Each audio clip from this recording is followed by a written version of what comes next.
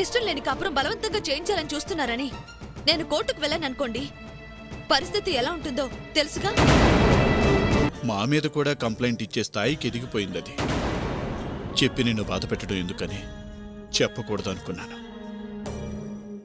కానీ చెప్పక తప్పలేదు. కలిసుండి దూరంగా బతకటం కంటే పెద్ద దూరం కాదిది. అందుకేనేమో వెళ్ళడానికి పెద్ద బాధగా అనిపించడం లేదు. భార్య భర్త అంటే ఇద్దరుగా కనిపించే ఒక్కరు. నా భర్తని నీకివ్వటం కోసం నాలో సగం కోసి నీకిస్తున్నాను. పరిస్థితులన్నీ బాగున్నట్టే కదా? అందులో డౌట్ ఏం లేదొదినా. అయితే పనిలో పనిగా నీ పెళ్లి కూడా చేసేస్తే సరిపోతుందిగా. ఏ ఎందుకు చూడకూడదు? నువ్వు చూడకూడదు, నువ్వు చూస్తే తట్టుకోలేవు.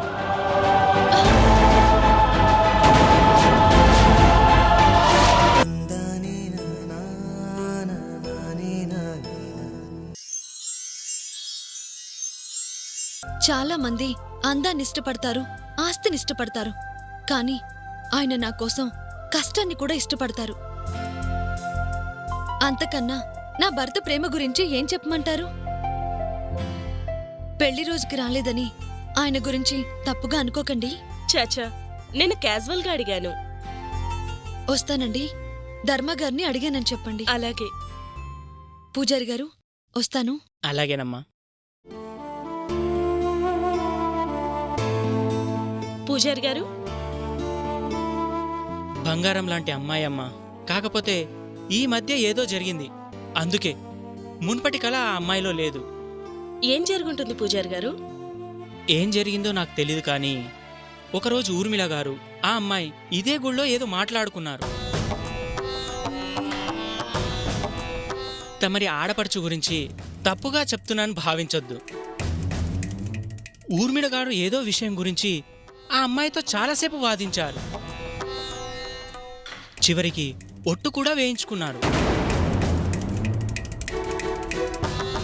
తాళిబొట్టు కూడా తీసి ఇవ్వనటం నేనైతే విన్నాను. అప్పటి వరకు మహాలక్ష్మిలా కళకళలాడిన పిల్ల ఆ రోజు నుంచి ఇదిగో ఇలా కృషించుకుపోయింది. విషయం తెలియకుండా ఒకరిని నిందించకూడదు, కానీ నాకెందుకో ఆ అమ్మాయి అలా అయిపోవడానికి ఊర్మిళ గారే కారణం అనిపిస్తుంది.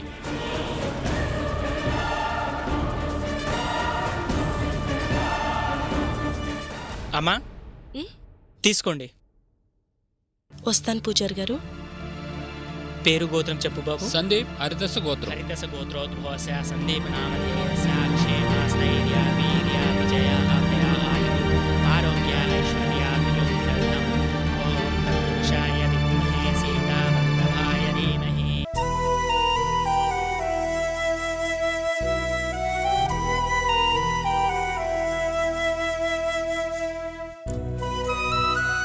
సత్యగారు, బావున్నారా? బాగున్నానండి, మీరు బాగున్నారా? బావున్నామండి. ఎనీహౌ, పెళ్లి రోజు శుభాకాంక్షలు. ఓహ్, థ్యాంక్స్ అండి. నా పెళ్లి రోజని మీకు తెలియకుండా ఎలా ఉంటుందండి? మీరు పనిచేస్తుంది మన ఆఫీస్లోనే కదా. చిన్న పని మీద ఇటుగా వెళ్తూ మీరిక్కడే ఉన్నారని తెలిసొచ్చాను. అంటే అనుకోకుండా ఇక్కడ ఉండాల్సి వచ్చింది. మీరు ఉండడం ప్రాబ్లం కాదులేండి, పెళ్లి రోజు కదా. హాయిగా సావిత్రితో అలా బయటికి వెళ్లాల్సింది పోయి ఇక్కడున్నారేంటి? సావిత్రి ఊళ్ళో లేదండి, పుట్టింటికి వెళ్ళింది. ఆయన ఊళ్ళో లేరండి, క్యాంపుకు వెళ్లారు. లేదంటే ఇద్దరం కలిసే వచ్చేవాళ్ళం. పుట్టింటికి వెళ్ళిందా? అదేంటి? పుట్టింటికి వెళ్లడంలో తప్పే ఉందండి. తప్పని కాదు, పెళ్ళయ్యాక మీ మొదటి పెళ్లి రోజు కదా. మిమ్మల్ని వదిలేసి పుట్టింటికి ఎలా వెళ్ళిందా అని. అంటే ఇంటి దగ్గర వాళ్ళకి బాలేదంటే తప్పనిసరి వెళ్ళిందండి, లేదంటే వెళ్లేది కాదు. ఓ అలాగా? సర్లేండి, బాలేనప్పుడు తప్పదు కదా. మీకు ఇక్కడెలా ఉంది? ఇబ్బందేం లేదు కదా? లేదండి. సరే, ఉంటానండి. అలాగేనండి.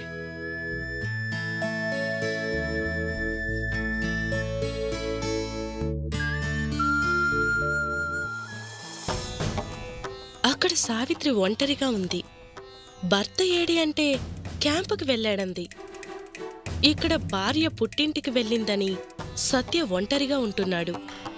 పెళ్లి రోజు కూడా ఊర్లో ఉండి కలుసుకోకుండా విడివిడిగా ఉన్నారంటే వీళ్ళిద్దరి మధ్య ఊర్మిళ ఏదో పెద్ద సమస్యనే క్రియేట్ చేసిందనమాట.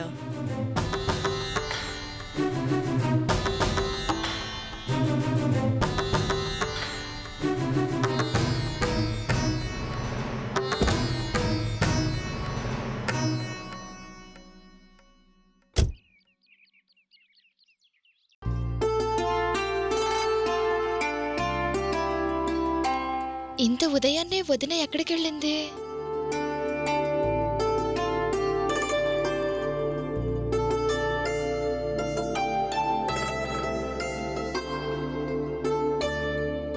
గుడికెళ్ళావా వదినా? చెప్పుంటే నేను వచ్చేదానిగా. అంత ఉదయాన్నే నిన్ను లేపటం ఎందుకని లేపలేదు. ఏంటదినా ఈరోజు విశేషం? ఏం లేదు, వెళ్ళాలనిపించింది, వెళ్ళొచ్చాను అంతే. టీ తాగుతావా? పెట్టొదినా, తాగుదాం.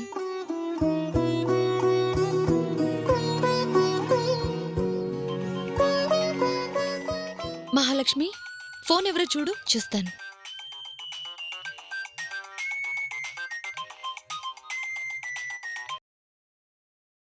పెళ్లి రోజు శుభాకాంక్షలే.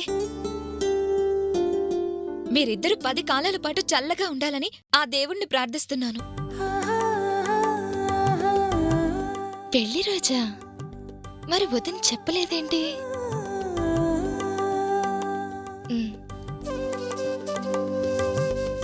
హలో, మ్యారేజ్ డే విషెస్ చెప్తే మాట్లాడవేంటి? వినిపించట్లేదా? పెళ్లి రోజు శుభాకాంక్షలు. థ్యాంక్స్. సత్య ఉంటే ఇవ్వు, తనకి విషెస్ చెప్తాను. లేరు. పెళ్లి రోజున ఇంట్లో లేకుండా ఎక్కడికెళ్లారు? క్యాంపుకు వెళ్ళారు. అవునా? ఇంకేంటి, ఎలా ఉన్నావు? బావున్నాను. సత్య నువ్వు బానే ఉన్నారుగా? బావున్నాం. పనుంది, ఉంటాను.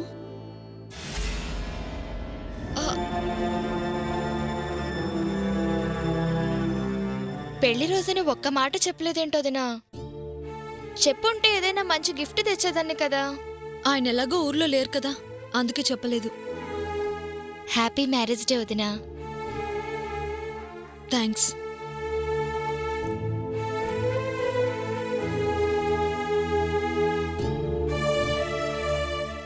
ఏమైంది వీళ్ళిద్దరికి? ఎందుకు ఒకలా బిహేవ్ చేస్తున్నారు?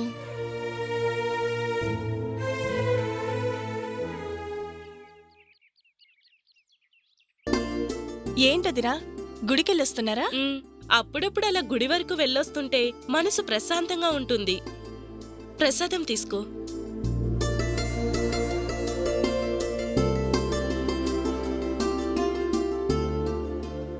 మర్చిపోయాను, గుళ్ళో సావిత్రి కనిపించింది.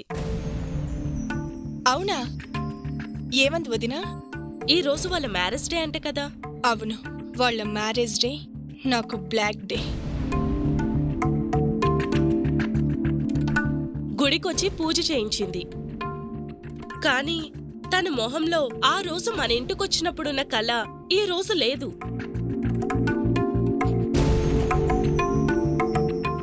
ఎందువల్లంటావ్? నీకేమైనా ఐడియా ఉందా? ఏముంటుంది వదినా, మనసు బావుంటే కదా మనిషి బావుండేది. అదేంటి? మనిషి అన్న తర్వాత కొన్ని పద్ధతులుండాలి. అదే ఆడపిల్ల అన్న తర్వాత ఇంకా పద్ధతిగా ఉండాలి. సావిత్రి పద్ధతికేం బానే ఉంటుందే. బాగానే ఉంటుంది, కానీ ఉండాల్సిన దగ్గర ఉండాలిగా. అంటే ఏమైంది ఊర్మిళ? ఏమైంది అంటే తన గురించి మరోలో చెప్పడం బావుండదులే వదినా. ఎంతైనా సత్య భార్య కదా. బయట వాళ్ళకి చెప్పడం బాగోదు. నాకు చెప్పడానికి ఏమైందమ్మా, చెప్పు. అంటే అది ఈ మధ్య సత్యకి సావిత్రికి మధ్య రిలేషన్ అంత బాలేదు వదినా. ఆ రోజు బాగానే ఉన్నారుగా, ఇంతలో ఏమైంది? సావిత్రికి పెళ్లి కాకముందే చంద్ర అనే అతనితో లవ్ అఫేర్ ఉంది. అప్పట్లో ఏం జరిగిందో ఏమో, అతన్ని కాదని సత్యని పెళ్లి చేసుకుంది. ఈ మధ్య మళ్ళీ చంద్ర కలిశాడంట. పాత ప్రియుడు కలిసేసరికి అతన్ని మర్చిపోలేక సత్యకి దూరం కావాలని చూస్తుంది సావిత్రి. అవునా? సావిత్రి అలా చేస్తుందంటే నమ్మబుద్ధి కావడం లేదు ఊర్మిళ. నేను నమ్మలేకపోయాను వదినా. కాని సత్య తన బాధలన్నీ నాతో చెప్పుకుంటాడు కాబట్టి నాకు ఈ విషయం తెలిసింది. మొదట సావిత్రి అంటే నాకు చాలా గౌరవం ఉండేది. కాని పెళ్ళయ్యాక ఇలా ప్రవర్తిస్తుందని తెలిసాక తనతో మాట్లాడాలంటేనే అదోలా ఉంటుంది. ఏదో సత్య కోసం కనిపిస్తే అంటే అంటనట్లు ఉంటున్నాను కానీ లేదంటే మొహం కూడా చూడను. విషయం తెలిసిందిగా, నువ్వు తన గురించి అంతగా పట్టించుకోవద్దు వదినా. అలాంటి వాళ్ళకి ఎంత దూరంగా ఉంటే అంత మంచిది.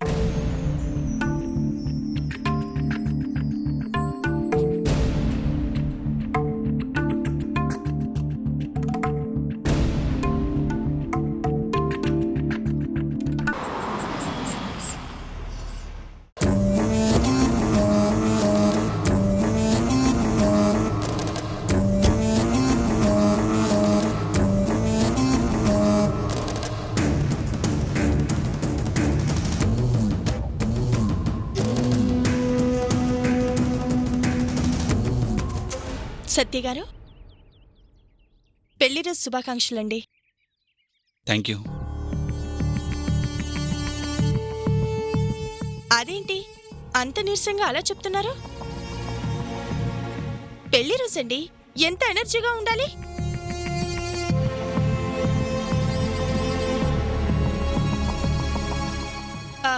ఇంతకీ సావిత్రికి విషెస్ చెప్పారా లేదా?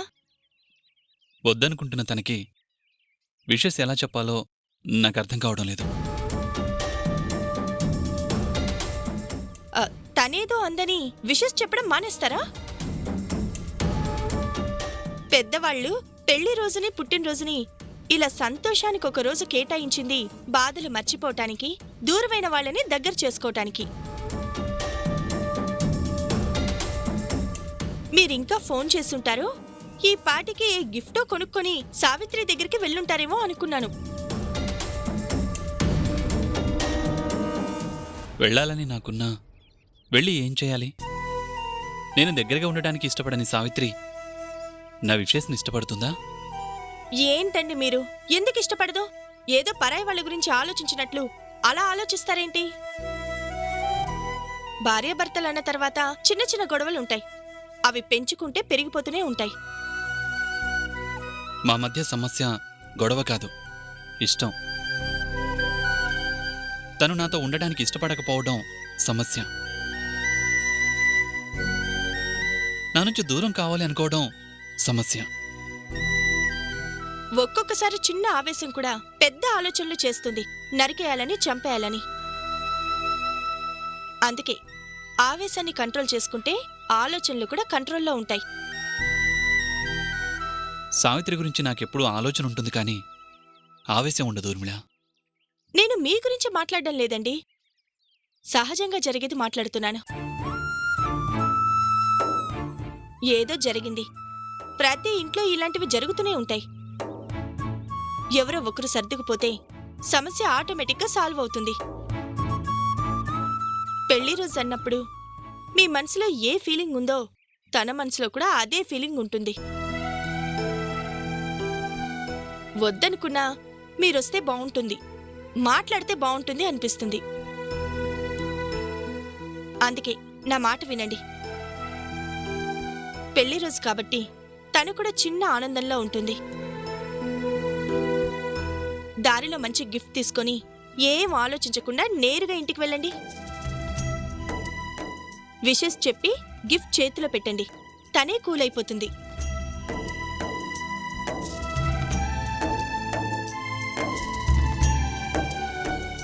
భార్యాభర్తల మధ్య కోపతాపాలు ఎదురు పడనంత వరకే.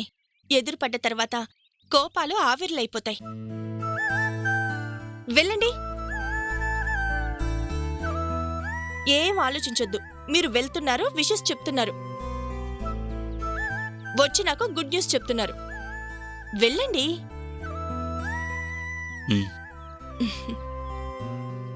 సత్య గారు, వెళ్ళేటప్పుడు గిఫ్ట్ తీసుకెళ్లడం మాత్రం మర్చిపోవద్దు. ఓకే.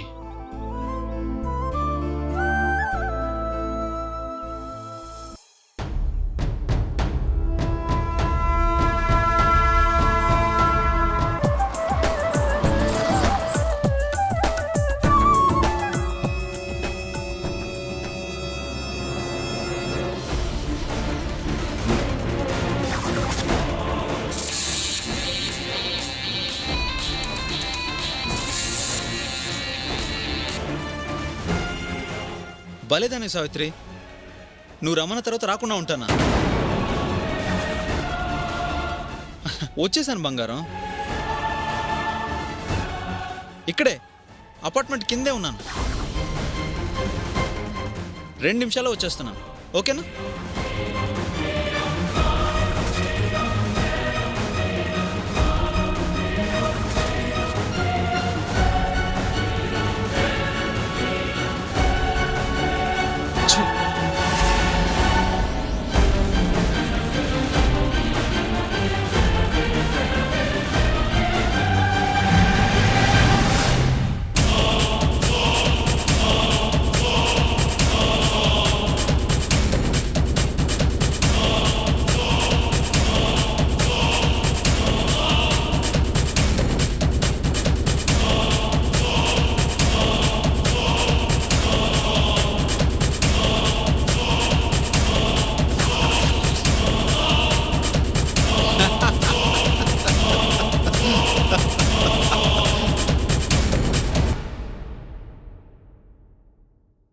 హాయ్, నా పేరు యామిని.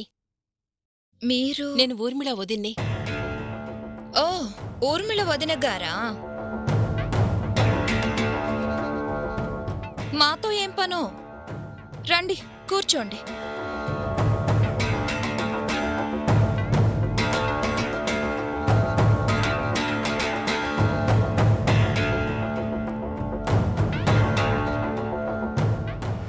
చెప్పండి, విషయం ఏంటో. ఊర్మిళకి వదిన్ని అనగానే మీ మొహంలో వచ్చిన రియాక్షన్ చూస్తేనే అర్థమవుతుంది మీ దగ్గర ఊర్మిళ స్థానమేంటో. మీ మరదల గారి గొప్పతనం మీకు తెలుసో తెలీదో, అనుభవించిన వాళ్ళం మాకు తెలుసు. నాకు తెలుసు. మిమ్మల్ని కలిస్తే పూర్తిగా తెలుస్తాయనొచ్చాను. నా గురించి మీకెలా తెలుసు? చెడ్డవాళ్ల గురించే కాదు, మంచివాళ్ల గురించి కూడా మాట్లాడుకుంటారు. సావిత్రికి ప్రాణ స్నేహితురాలిగా మీ మంచితనం తెలిసే వచ్చాను. సావిత్రికి ఊర్మిళకి మధ్య సమస్య ఏంటో తెలుసుకుందామనే వచ్చాను. చెయ్యాల్సిందంతా మీ మరదల గారు చేసేశారు. ఇప్పుడు మీరు చేసేదేముంది? నా మరదల వల్ల నష్టం జరిగింది కాబట్టే ఆ నష్టాన్ని పూడుద్దామనే వచ్చాను. ఎందుకండి ఈ నాటకాలు?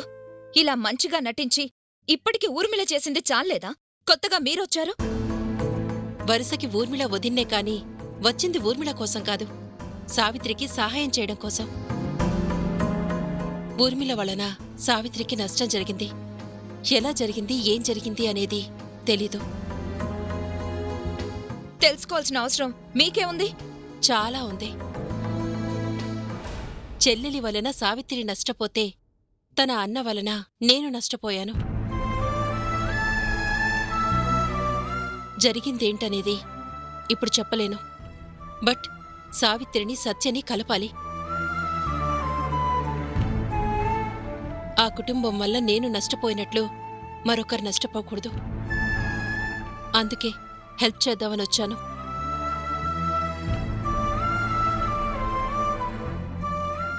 నమ్మకమేముంది? జరిగింది చెప్పడంలో నష్టం మాత్రం ఏముంది?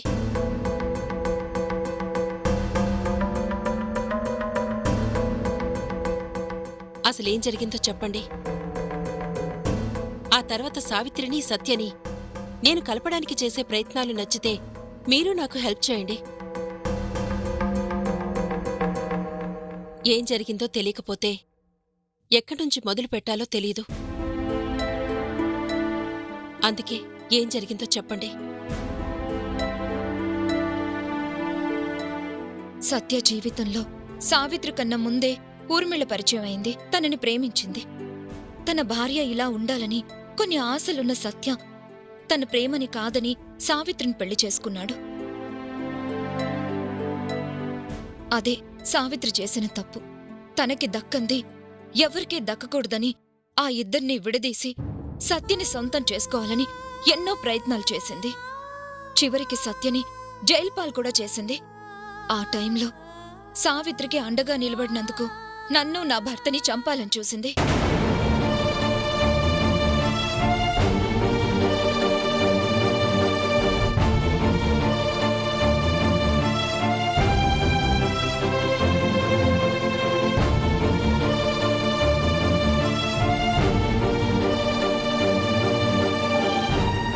ఆ అన్నకు తగ్గ చెల్లెలే.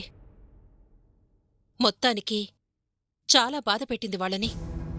అవును, తన వల్ల ఒక మంచి జంట నానా బాధలు పడింది, ఇంకా పడుతూనే ఉంది. ఇంకా ఆ బాధలకి పులి స్టాప్ పెట్టాలి. ఊర్మిళ ఎన్ని రోజులు సావిత్రితో ఆడుకుంటుంటే సావిత్రి తరపున తనని ఆడించేవాళ్లు లేక కథ ఎంత దూరం వచ్చింది. ఈ రోజు నుంచి సావిత్రికి నేనున్నాను. ఆ ఇంట్లోనే ఉండి ఊర్మిళను నేనాడిస్తాను. మీరు కూడా కొంచెం కోఆపరేట్ చేయండి. సత్యని సావిత్రిని ఒక్కటి చేద్దాం.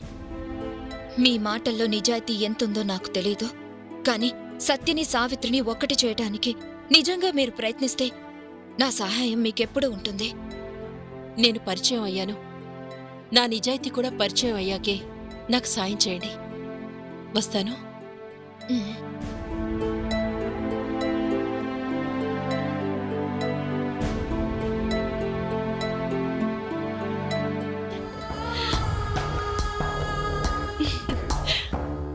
ఏంటి ఊర్మిళ, చాలా హుషారుగా ఉన్నావు. గెలుపుకి దగ్గరయ్యే కొద్దీ ఆనందం మనిషిని హుషారుగా ఉండేలా చేస్తుంది. గెలుపుకి దగ్గరే ఉంది, దరిదాపుగా గెలిచేశావుగా. సత్య సావిత్రిని కాదని బయటకు వచ్చినప్పుడే నీ గెలుపు కన్ఫర్మ్ అయిపోయింది. గెలిచామని మనం అనుకోవటం కాదు, జనం అనుకోవాలి. ఇంతకీ ప్లాన్ వర్కౌట్ అయిందా? నువ్వు డిజైన్ చేశాక అవ్వకుండా ఉంటుందా? అనుకున్నది అనుకున్నట్లుగా పర్ఫెక్ట్ టైంలో జరిగిపోయింది. మరి సత్య రియాక్షన్? ప్రాణం అనుకున్నది పక్క వాళ్ళ సొంతం అవుతుంది అంటే ఏ మగవాడి రియాక్షన్ అన్నా ఎలా ఉంటుందో సత్యది అదే రియాక్షన్. నువ్వు వేసే ఎత్తులు చూస్తుంటే ఒక్కొక్కసారి నాకు చాలా వండర్గా అనిపిస్తుంది. వెళ్ళి విషయం చెప్పరా అని సత్య నువ్వే పంపించావు. అదే టైంకి నేను ఇంటి దగ్గర ఉండేలా ప్లాన్ చేశావు. గ్రేట్ ఊర్మిళ. సత్య మనసులో అనుమానాన్ని మెల్లగా స్ట్రాంగ్ చేశావు. ఇంకా నీకు ఎదురుండదు. అనుమానం పుట్టకూడదు, పుట్టింది. అది మనకి ఉపయోగపడుతుందన్నప్పుడు వదలకూడదు. అందుకే నువ్వు నాటిన అనుమానానికి నేను నీళ్లు పోస్తున్నాను. అందరూ ప్లాన్ చేస్తారు, కానీ నువ్వు ఏ టైంకి ఎలా ప్లాన్ చేయాలో అలా ప్లాన్ చేస్తావు. ఇష్టం అంతే ఈజీగా దక్కదు. దక్కాలి అంటే అవతల వాళ్ళు నిద్రపోతున్నా అవకాశం కోసం మనం మేల్కొనే ఉండాలి. పెళ్లి రోజు పలకరించి రమ్మని నేనే పంపాను. పలకరించి అవకాశం లేకుండా నేనే చేశాను. ఈ పెళ్లి రోజు వాళ్ళది కాదు, మాది. అదే రోజు అదే ముహూర్తానికి సత్యతో నా పెళ్లి జరిగింది. సత్య ఫోటో పెట్టి పెళ్లి చేసుకున్నాను కాబట్టి దాన్ని బొమ్మల పెళ్ళని చాలా మంది అన్నారు. కానీ నా దృష్టిలో అదే పెళ్లి. అందుకే మా పెళ్లి రోజు దానికి విషెస్ చెప్పడం ఏంటని చెప్పే అవకాశమే లేకుండా చేశాను. అయితే మీకు పెళ్లి రోజు శుభాకాంక్షలు. Thank you. నీ ప్లానింగ్ చూశాక నేను ప్లాన్ చేయాల్సిన అవసరం లేదని అర్థమైపోయింది. అందుకే ఇక నుంచి నువ్వు ఏది చెప్తే అది చేసి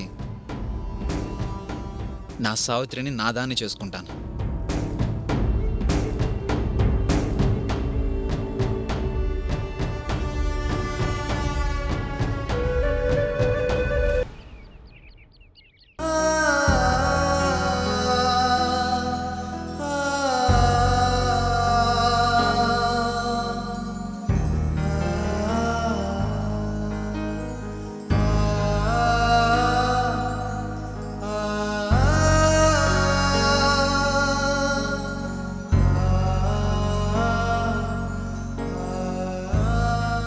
పెళ్లి రోజు కదా, ఆయనకు ఒకసారి ఫోన్ చేసి మాట్లాడతాను.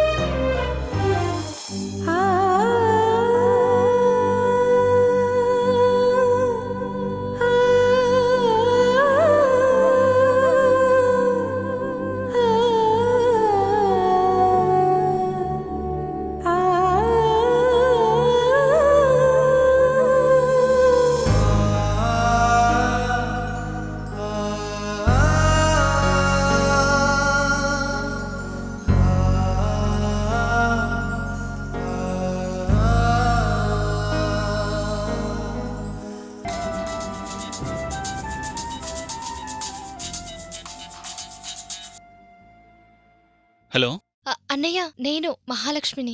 చెప్పమ్మా. పెళ్లి రోజు శుభాకాంక్షలు. థ్యాంక్స్ అమ్మా. నీకు అన్నయ్య పెళ్లి రోజు చెల్లికి తెలియకుండా ఉంటుందా?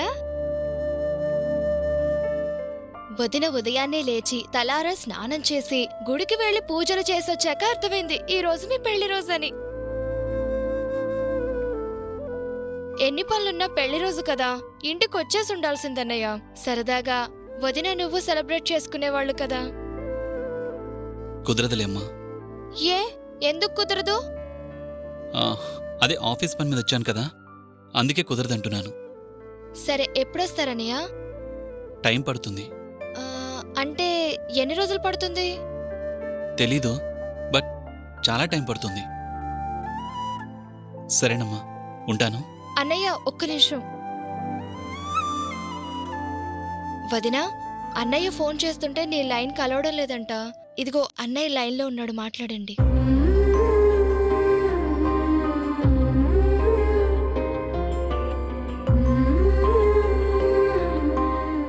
మాట్లాడొదినా, మాట్లాడొదినా.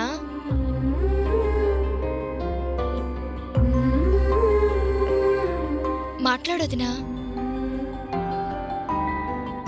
ఏమండి?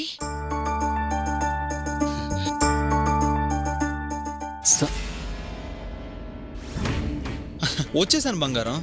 ఇక్కడే అపార్ట్మెంట్ కిందే ఉన్నాను. 2 నిమిషాల్లో వచ్చేస్తున్నాను.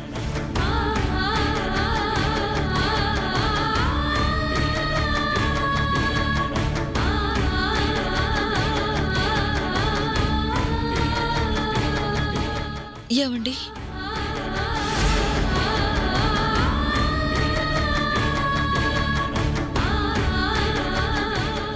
మాట్లాడొదినా. ఫోన్ కట్ అయింది.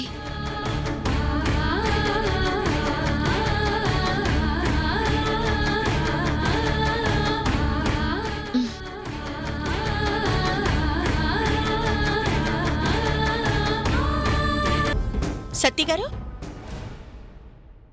ఏంటండి మీరిక్కడున్నారు? సావిత్రి దగ్గరికి వెళ్ళారుగా, జస్ట్ విష్ చేసి వచ్చేసారా ఏంటి?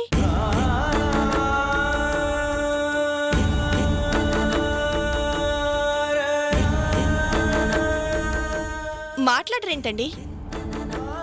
మాట కలపాలని వెళ్ళారు కాబట్టి మనుషులు కలిసుంటారు, హాయిగా ఎటైనా వెళ్ళుంటారు అనుకుంటే మీరేంటిక్కడ? నేను వెళ్లాల్సిన అవసరం లేదని నాకు వాకిట్లోనే అర్థమైంది. వాకిట్లోనే అర్థం అవడమేంటి? హ్యాపీగా ఈరోజు పాత గొడవలు మర్చిపోయి కలిసిపోతారు, మళ్ళీ ఇక్కడికి రారు అనుకున్నాను. ఇష్టం లేకపోయినా నువ్వు అంతగా చెప్పావని వెళ్ళాను. తను బాగా మారిపోయింది ఊర్మిళ. అందుకే దూరం కావాలి అని కోరుకుంది. అసలు ఇంతకు మీరు సావిత్రిని కలిసారా? విషెస్ చెప్పారా? లేదు. అదేంటి, ఇంటి వరకు వెళ్ళి అసలు కలవకుండానే వచ్చారా? కలవాల్సిన అవసరం లేదు ఊర్మిళ. ఏమైందండి? ఎందుకలా ఉన్నారు? అసలేం జరిగింది? ఏదో జరిగిందిలే ఊర్మిళ, వదిలేసాయి.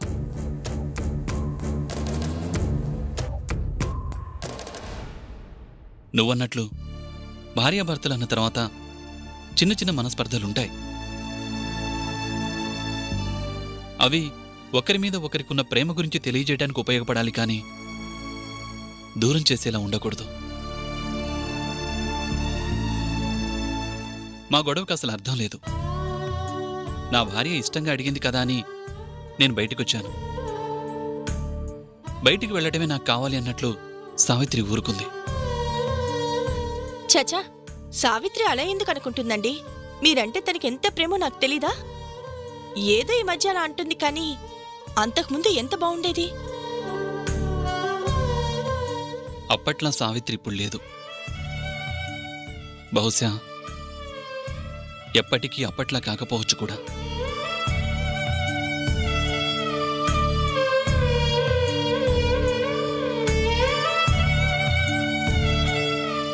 ఏంటండి, మీ మాటలు వింటుంటే ఏదో జరిగిందనిపిస్తుంది. ఏమైంది? కొన్ని చెప్పుకోవటానికి బాగుంటాయి, కొన్ని చెప్పుకోవాలంటే కూడా అసహ్యంగా ఉంటాయి. నా మనసేం బాలేదు, నన్ను ఒంటరిగా వదిలే.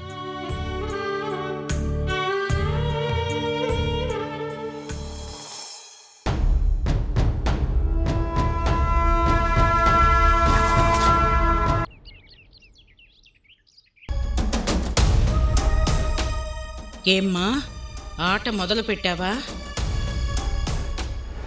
నేను ఒకలా ఆడాలి అనుకున్నాను, కాని మరోలా ఆడాల్సొచ్చేలా ఉంది. అంటే ఫ్యామిలీనే కొంచెం తేడా ఫ్యామిలీలా ఉందత్తయ్యా. వాడేమో నా కుటుంబాన్ని చంపేసి హీరోలా ఫీల్ అవుతుంటే, వాడి చెల్లెలు మరో అమ్మాయి జీవితం నాశనం చేయాలని చూస్తుంది. ఎవరా అమ్మాయి?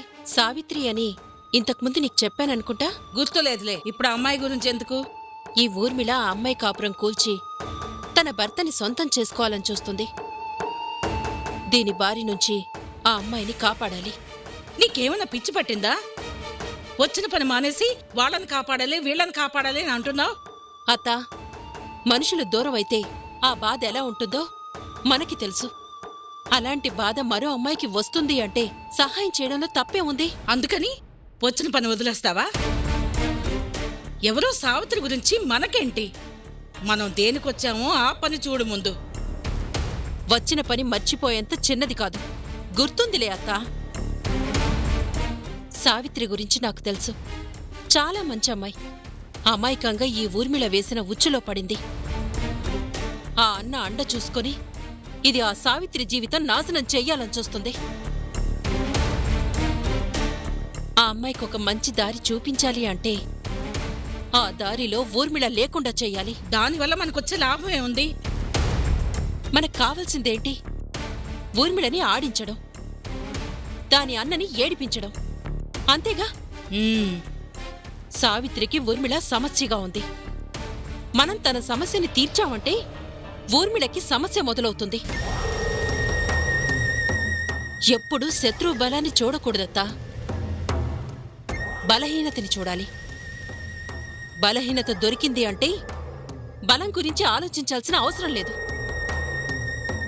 ఊర్మిళ బలహీనత నాకు దొరికింది, నాకొదిలే, నేను చూసుకుంటాను.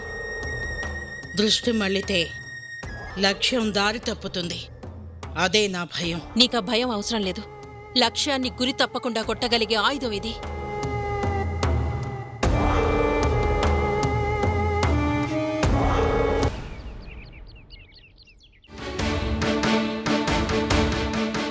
వదినా, నీతో ఒక విషయం చెప్పాలి. చెప్పు. అదే నా దగ్గర మొహమాటం ఏంటి? చెప్పు. ఇలాంటి విషయాలు చెప్పకూడదు కానీ నీకు చెప్పకుండా ఉండలేకపోతున్నాను. అన్నయ్య పద్ధతులు మనం అనుకున్నంత మంచిగా లేవు. అవును వదినా, నువ్వు అన్నయ్య గురించి చెప్పాక నేను అన్నయ్యని చూశాక అన్నయ్య గురించి చాలా గొప్పగా ఊహించుకున్నా. కానీ కానీ నేను ఊహించుకున్నంత గొప్పవాడేం కాదు వదినా అన్నయ్య. ఎవరో అమ్మాయితో చాలా క్లోజ్గా తిరుగుతున్నాడు. నీకేమో క్యాంప్ కని చెప్పాడు. ఇంట్లో రాముళ్ళ నటిస్తూ వీధిలో కృష్ణుళ్ళ తిరిగే అలాంటి వాళ్ళని అస్సలు నమ్మకూడదు. నీ దగ్గర మంచిగా నటిస్తూ నిన్ను చాలా మోసం చేస్తున్నాడు. జాగ్రత్తగా ఉండొదినా.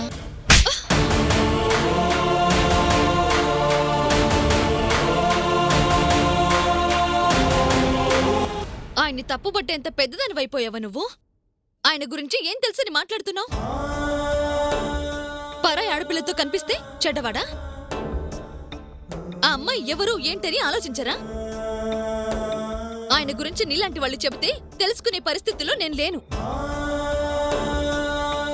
ఆయన గురించి ఇలా చిల్లరగా మాట్లాడేదానివైతే నువ్వేంట్లో ఉండాల్సిన అవసరం లేదు. వచ్చిన పని చూసుకుని నీ పరిధిలో నువ్వు ఉంటే బాగుంటుంది. పరిధి దాటాలని చూస్తే ఈ ఇంట్లో ఉండాల్సిన అవసరం లేదు.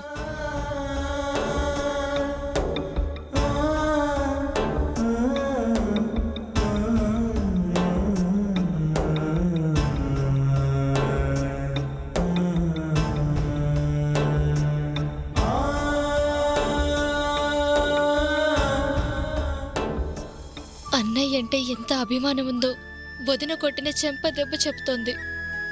ఇంత అభిమానం ఉండి ఇద్దరూ దూరమవుతున్నారంటే కారణం ఎవరో ఉన్నారు.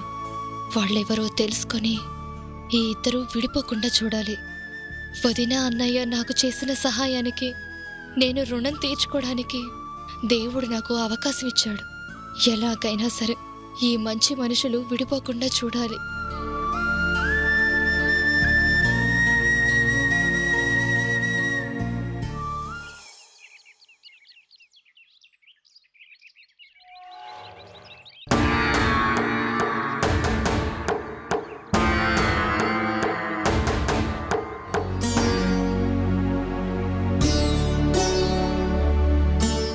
సత్యగారు,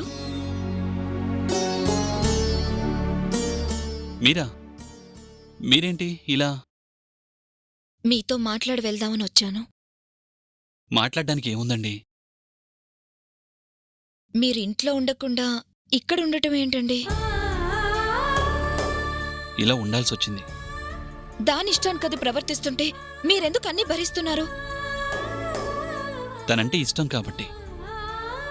ఎంత ఇష్టం ఉన్నా ఇదేంటండి? మీ ఇంట్లో మీరు ఉండకుండా ఇలా బయట ఉండటం ఏంటి? సావిత్రి మా మధ్య దూరం కావాలి అంది. అందుకే దూరంగా వచ్చేశాను. నాకోసం మీరొచ్చిన మాత్రం సావిత్రి రాలేకపోతోంది. అంత కానివాణ్ణి అయిపోయాను మీ ఫ్రెండ్కి. దానిష్టం ఏంటండి? మొహం పగలగొట్టి ఏంటి నీ ఇష్టమని బుద్ధి చెప్పాల్సింది పోయి అదే అడిగిందని ఇలా మీరు వాళ్ళ దగ్గర వీళ్ళ దగ్గర ఉండటం ఏంటండి? నాకు సావిత్రి అడిగింది చేయటం తప్ప మరొకటి తెలీదు. ఇంతకు ముందు ఆ అలవాట్లేదు, ఇక ముందు ఆ అలవాటు చేసుకోను. అసలేమైందండి దానికి? ఎందుకిలా ప్రవర్తిస్తుంది? మొదట్నుంచి బానే ఉంది కదా. మీకోసం ఎంత తపన పడిందో, ఎన్ని కష్టాలు పడిందో నా కళ్ళారా నేను చూశాను. అలాంటి సావిత్రి ఈరోజు ఇలా ఎందుకు ప్రవర్తిస్తుంది? అసలు మిమ్మల్ని దూరం చేసుకోవాలన్న ఆలోచన తనకెందుకొచ్చింది? అదొక్కటే నాకు అర్థం కావడం లేదు. లేదండి, ఇది దానికి పుట్టిన బుద్ధి కాదు. ఏదో కారణం ఉంది. లేదంటే అది ప్రాణం పోయినా మీకు దూరం కాదు. నాకెందుకో ఎవరి బలవంతం మీదో అదిలా చేస్తుందనిపిస్తుంది. దీని వెనుక ఊర్మిళ ఏమన్నా ఉందంటారా? ఖచ్చితంగా దీనిలో ఊర్మిళ ప్రమేయం లేదు.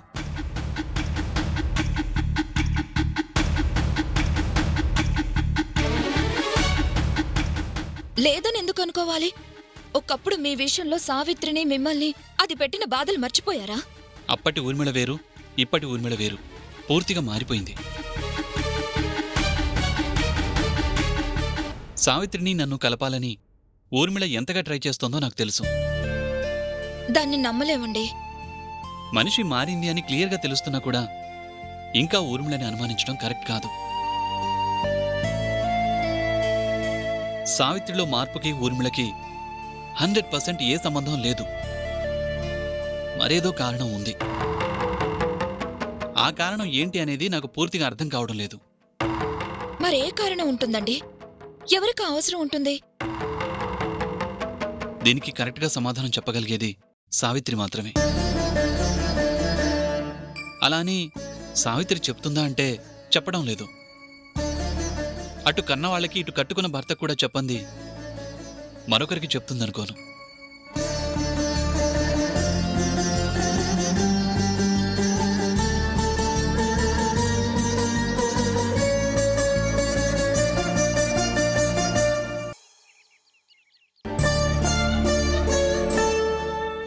వదినా, సారీ వదినా. అన్నయ్య గురించి తప్పుగా మాట్లాడాలని నేనలా మాట్లాడలేదు. అన్నయ్య మీద మీకున్న ప్రేమను తెలుసుకోవాలని నేనలా మాట్లాడాను. మనసులో అన్నయ్యని మాట అంటే కూడా పడలేనంత ప్రేమను పెట్టుకుని ఎందుకు వదినా ఇలా చేస్తున్నారు?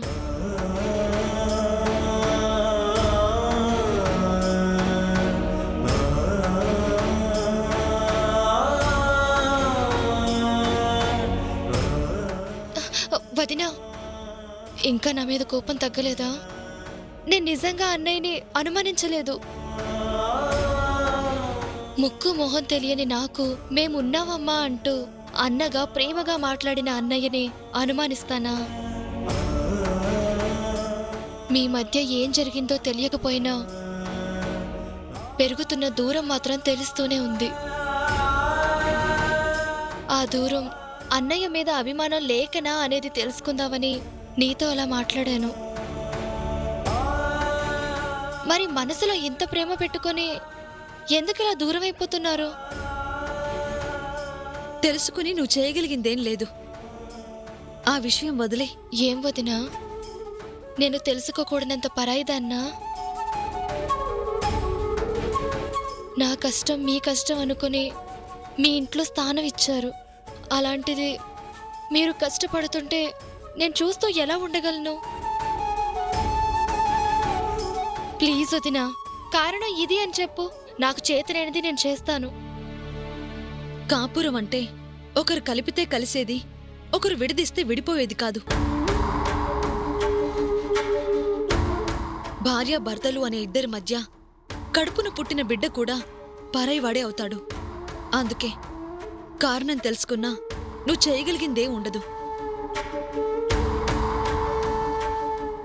ఆలోచించి నీ మనసు పాడు చేసుకోవడం తప్ప ప్రయోజనం ఉండదు. వెళ్ళి నీ పని చూసుకో.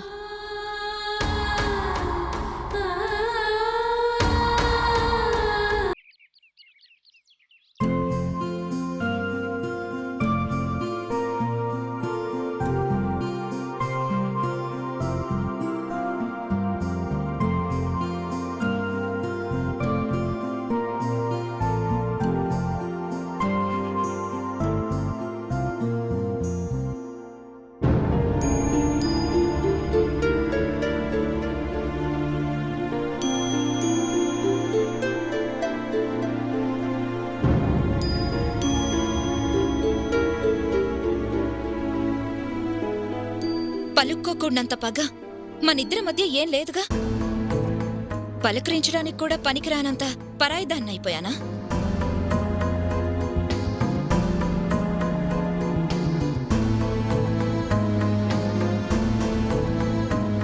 ఎందుకే ఇలా తయారయ్యావు? ఏమైంది నీకు? నీ గురించి ఆలోచించే వాళ్ళందర్నీ దూరం చేసుకుని ఏం చేద్దామని? దూరంగా ఉండటం మంచిదనిపించింది, దూరంగా ఉంటున్నాను. అదే, ఆ దూరం ఎందుకు? ఎవరి కోసం?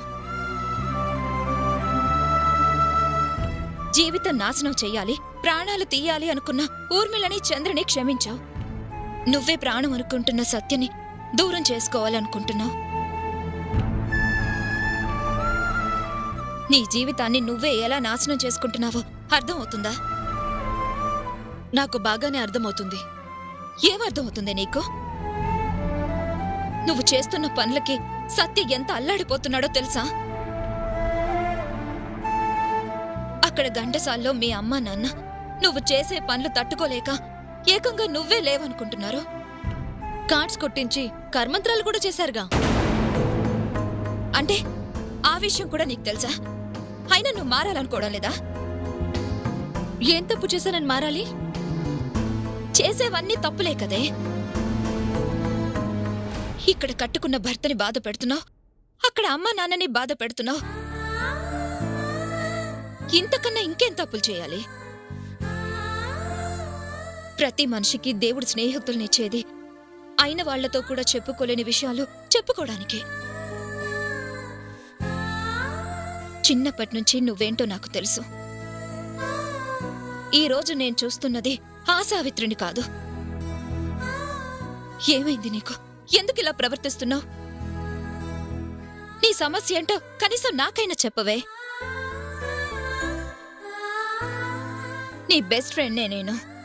మీకోసం ఏమైనా చేస్తాను. ప్లీజ్ సావిత్రి, పచ్చటి జీవితాన్ని నాశనం చేసుకోవద్దు. సత్యలాంటి మంచి మనిషిని బాధ పెట్టద్దు. అందరూ నా గురించి ఆలోచించేవాళ్లే. ఏ నా గురించి ఆలోచించుకోవటం నాకు తెలీదా? నీకిష్టం లేని వ్యక్తిని కాదని నీకిష్టమైన వ్యక్తిని పెళ్లి చేసుకున్నావు. ఆ రోజు నీ గురించి చాలా మంది ఆలోచించుంటారు. మరి వాళ్ళ మాట నువ్వినలేదే. సమస్య ఉంది అంటే చాలు అందరూ సలహా ఇచ్చేవాళ్లే. సమస్యను తీర్చేవాళ్లు మాత్రం ఎవ్వరూ ఉండరు. నా సమస్య ఏంటో నాకు తెలుసు, దానికి పరిష్కారమూ తెలుసు. దయచేసి నా గురించి ఆలోచించి మీ ఆరోగ్యాలు పాడు చేసుకోకండి. ఈ విషయం గురించే మాట్లాడడానికైతే మరోసారి రావాల్సిన అవసరం లేదు. చెప్పడానికి మీకు బోర్ కొట్టడం లేదేమో గాని వినడానికి నాకు బోర్గా ఉంది.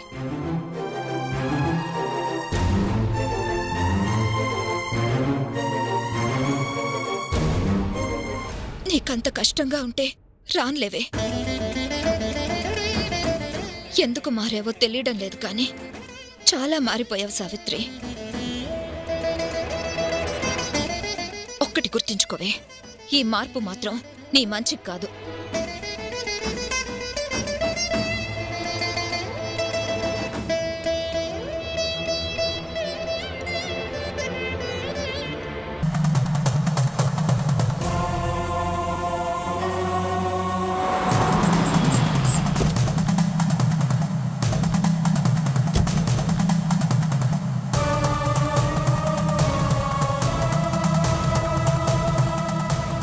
బాగున్నావు దొరా? కుర్రూ కుర్రు బాగు దొర దొరట్టుండాడు. పొద్దు సూర్యుడు లెక్క ఎలగాల్సిన మగంలో ఎలుగులేదేందు దొర? పరిస్థితి బాగుంటే కదా మొహం వెలగడానికి.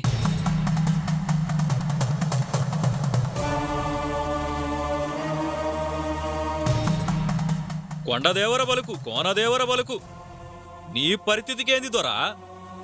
గొడ్డు కట్టాలు గడ్డు కట్టాలు ఏమీ లేవు దొర. నీడను చూసి నీళ్లనుకుంటుండావు, మరకను చూసి మసనుకుంటుండావు, బెమపడుతుండావు దొరా. గహనం కమ్మితే నిప్పులు సెరిగేటోడే మబ్బుల సాటున మాయమవుతాడు. నువ్వు చూసేదంతా సత్యము కాదు దొరా. మాయ చూసి బాధపడుతుండావు, మంచి రోజులు వెళ్ళిపోయానని దిగులు పడుతుండావు. మంచి రోజులు ఇంకా ఎక్కడున్నాయి దొరా? రోజు లెక్కే గాని మరో రోజుకి లెక్క రాదు దొర. ఈ పొద్దు లెక్క రేపు పొద్దు పొడుతుంది గాని ఈ రోజు బతుకు లెక్క రేపుండదు దొర. గహపాటు బాగులేకనే ఈ పాటలు. గహం గతిలో పడ్డనాడు కట్టాలని తొలి పొద్దున కరిగే మంచు లెక్క కరిగిపోతాయి దొర. నాకు కుటుంబం ఉందన్నావు, నా రక్త సంబంధం ఉంది అన్నావు. నా చెల్లెలు కూడా కనిపించడం లేదు. ఎక్కడుందో ఏమైందో తెలియడం లేదు. కుర్రో కుర్రు కొండదేవర బలుకు కోనదేవర బలుకు కోన ఇడిసింది దొర. దగ్గరలోనే ఉండాది కాని దారి తెలియక తడబడుతుండాది. ముందోడున్నాడని తెలియని కోన ముందున్నా తెలుసుకోలేదు దొర. నేను ఈ పరిస్థితి తట్టుకోలేకపోతున్నాను దొరా. ముల్లిరిగిందని కాలు తీసుకుంటామా? దుమ్ము పడిందని కన్ను పడుచుకుంటామా? మంచి రోజులు ముందుండాయి దొర. దిగులు పడమాకు దొర. అన్నీ సర్దుకుంటాయి. మా దొర బతుకు మా రాజుల బతుకవుద్ది. ఉంటాను దొర. కుర్రో కుర్రు.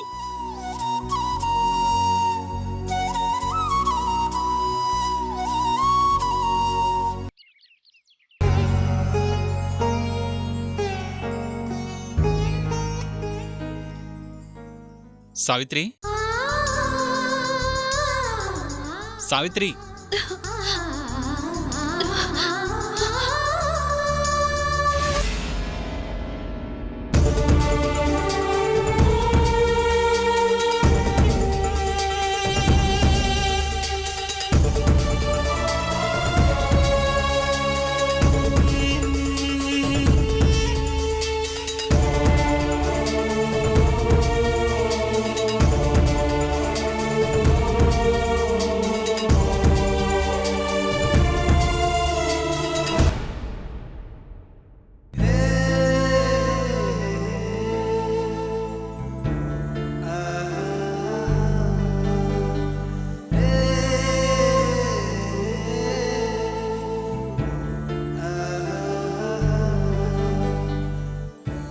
బాగున్నావా సావిత్రి?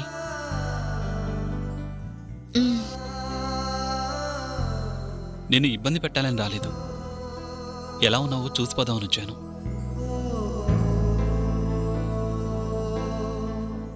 దూరం అయితే సంతోషంగా ఉంటాను అన్నావు. అందుకే దూరంగా వెళ్ళాను. నువ్విప్పుడు సంతోషంగా ఉన్నావనే అనుకుంటున్నాను.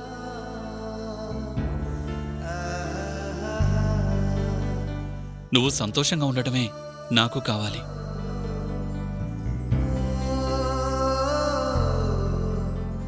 పర్వాలేదు సావిత్రి. నువ్వే కాదు, చాలా త్వరగా నీ అలవాట్లు మారాయి.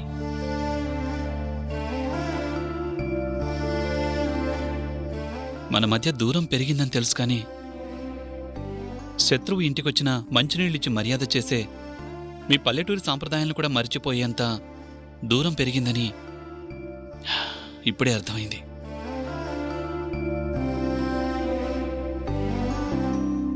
నీ అంత కఠినంగా నేను ఉండలేకపోతున్నాను సావిత్రి.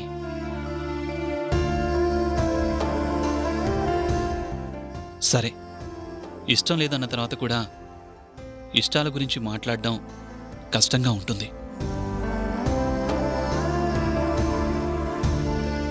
నేను దూరంగా ఉన్నంత మాత్రాన నువ్వు సంతోషంగా ఉండలేవు. ఇది సిటీ. తాగే నీటి దగ్గర నుంచి పీల్చే గాలి దాకా ప్రతిదానికి డబ్బు కావాలి. అందుకే ఖర్చులకి డబ్బులిచ్చి వెళ్దామని వచ్చాను. తీసుకో. వద్దు. పనిచేస్తున్నానుగా, నా అవసరాలకి సరిపోయేంత వస్తుంది.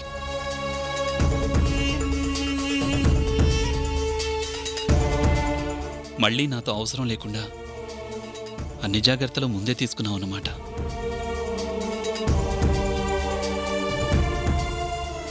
నన్నే వద్దనుకున్నప్పుడు నా డబ్బు తీసుకుంటావు అనుకోవటం నాదే తప్పు. సారీ. ఉంటాను.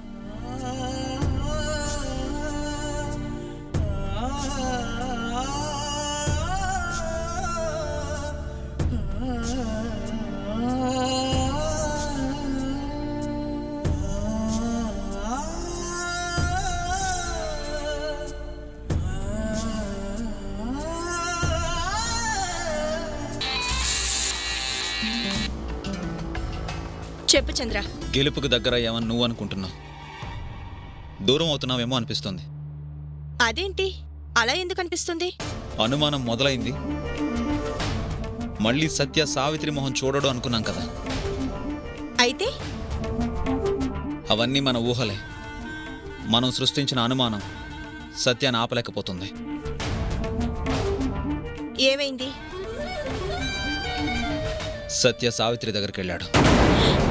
నో, అది జరగదు. జరిగింది. కళ్ళరా చూశాకే నేను నీకు ఫోన్ చేస్తున్నాను. సావిత్రి నీతో తిరుగుతుంది, నీకోసమే ఇదంతా చేస్తుందని తెలిసా కూడా సత్య సావిత్రి దగ్గరికి వెళ్తున్నాడా? వెళ్ళాడు ఊర్మిళ. దీన్ని బట్టి చూస్తుంటే ప్లాన్ చేసి మనం వాళ్ళతో ఆడుకుంటున్నామో వాళ్ళు మనతో ఆడుకుంటున్నారో అర్థం కావడం లేదు. నా దగ్గర దూరం నటిస్తూ చాటుగా ఇద్దరు కలుస్తున్నారన్నమాట. ఈ డ్రామా ఏంటో తేల్చుకుంటాను.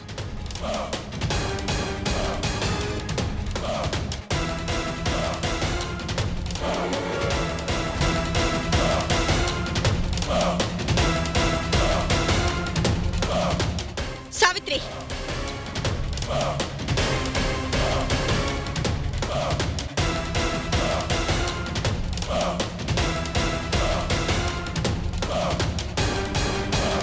ఏంటి ఊర్మిళ ఇలా వచ్చావు? ఏం చెప్పావు? ఏం చేస్తున్నావు? నేనేం చేశాను? నీకు చెప్పిందేగా చేస్తున్నాను. నాకు తెలీదనుకోకు. నా ఇంట్లో నేనున్నా ఇక్కడ జరిగే ప్రతిదీ నాకు తెలుస్తుంది. ఏం తెలిసింది? సత్య వచ్చాడా? వచ్చాడు. మరి పంపించేశానన్నా? ఇంకా సత్య నావాడే అన్నా? ఇంకా దూరం అయిపోతానన్నా? మాటలతో నన్ను మాయ చేసి దూరమైనట్లే దూరమై చాటుగా దగ్గరయ్యే ప్రయత్నాలు చేస్తున్నావా? మాటిచ్చాక మళ్ళీ అలాంటి పనులు చేస్తానని ఎలా అనుకున్నావు? మరి సత్య ఎందుకొచ్చాడు? ఆయన వచ్చిన దానికి నన్నేం చేయమంటావు?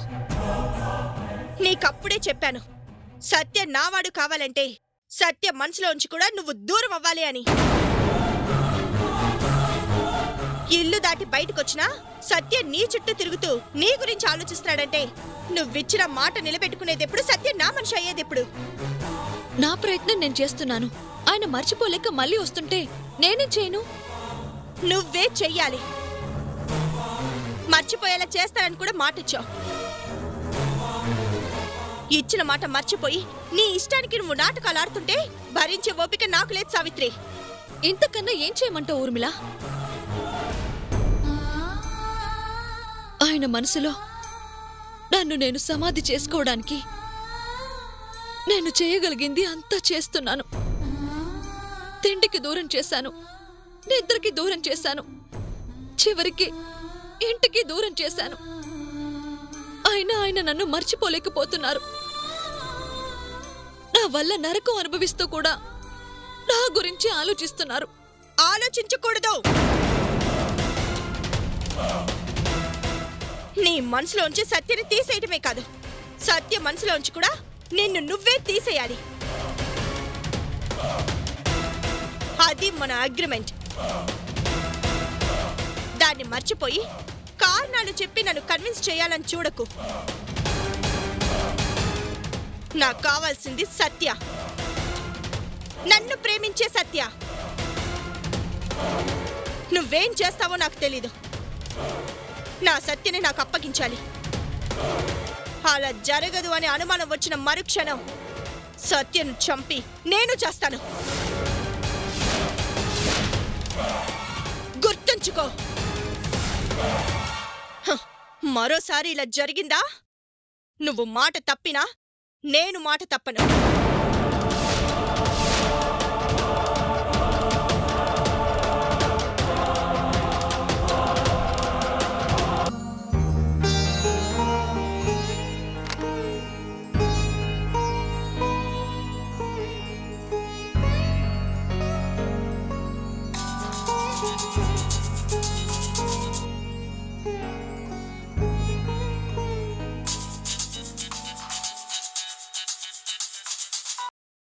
చెప్పు సావిత్రి.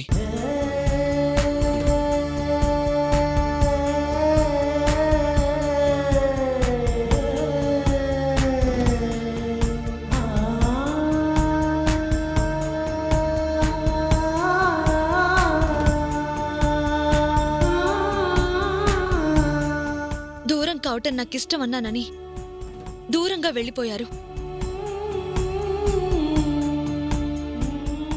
ఆ దూరం అలా ఉంటేనే నాకు బాగుంటుంది.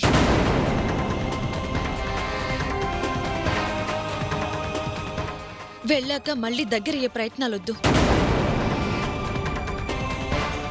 నా బ్రతుకేదో నేను బతుకుతాను. నా గురించి మీరు ఆలోచించాల్సిన అవసరం లేదు.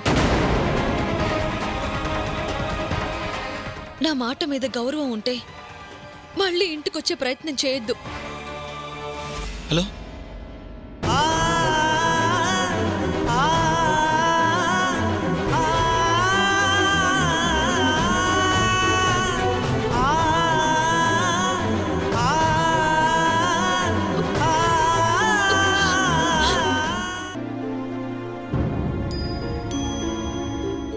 నేను మీతో ఒక ముఖ్యమైన విషయం మాట్లాడాలని వచ్చాను. మాట్లాడేంత ప్రశాంతంగా మీరున్నారా? ఏ విషయం అండి? సావిత్రి విషయం, అలాగే మా ఊర్మిళ విషయం. గతంతో నాకు సంబంధం లేదు, కానీ ఊర్మిళకి వదినగా వచ్చాక తన గురించి ఆలోచించాల్సిన బాధ్యత నాకుంది. సావిత్రికి మీకు మధ్య ఊర్మిళ ఉంది కాబట్టి ఇక్కడ సావిత్రి గురించి కూడా నేను మాట్లాడాల్సి వస్తుంది. తప్పుగా అనుకోకండి. ఇప్పుడు ఏం జరిగిందండి? ఇప్పుడేంటి, చాలా రోజుల నుంచి జరుగుతూనే ఉందిగా. సావిత్రికి మీకు మధ్య ఏం జరిగింది అని నేను అడగను, అది మీ పర్సనల్ విషయం కాబట్టి. కానీ మీ ఇద్దరినీ కలపడం కోసం ఊర్మిళ ఎంత కష్టపడుతుందో నాకు తెలుసు. ఆ విషయం మీకు తెలుసనుకోండి. ఒకప్పుడు మిమ్మల్ని ప్రేమించి మీరే ప్రాణం అనుకుంది ఊర్మిళ. తెలుసో తెలియకో చిన్న చిన్న తప్పులు చేసినా అది మీకోసమే, మీ మీద ప్రేమతోనే. అయినా అవన్నీ మర్చిపోయి ఈరోజు మీ గురించి బాధపడుతూ మీ సంతోషం కోసం ప్రాకులాడుతుంది. అలాంటి ఊర్మిళ గురించి మీరెందుకు ఆలోచించరు? ఊర్మిళ గురించి నేను ఆలోచించేదేముందండి? ఎందుకు లేదండి, ఆలోచించాల్సింది చాలా ఉంది. ఊర్మిళ మనసులో ఇప్పటికీ మీ మీద ఉన్న ప్రేమని దిగమింగుకొని సావిత్రిని మిమ్మల్ని కలపాలని చూస్తుంది. ఆ విషయం మీకు తెలుసు. మీరేమంటున్నారో నాకు అర్థం కావడం లేదు. ఒక్క క్షణం ఊర్మిళ గురించి ఆలోచిస్తే కదండి అర్థం కావడానికి. మీరు ప్రాణం అనుకున్న సావిత్రి ఈరోజు మిమ్మల్ని కాదు అనుకుంటుంది. అందుకేగా మీరిక్కడుంటున్నారు.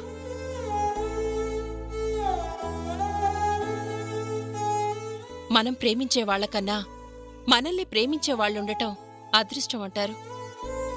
మీ ప్రేమని కాదంటున్న సావిత్రి గురించి ఆలోచిస్తున్నారే కాని ఇప్పటికీ మిమ్మల్ని ప్రేమిస్తున్న ఊర్మిళ గురించి ఎందుకు ఆలోచించరు? మిమ్మల్ని వద్దు అనుకుంటున్న సావిత్రిని వదిలేసి ఊర్మిళని పెళ్లి చేసుకోవచ్చుగా. అది ఈ జన్మకి జరగదండి. ఈ జన్మకి నా భార్య అంటే సావిత్రే.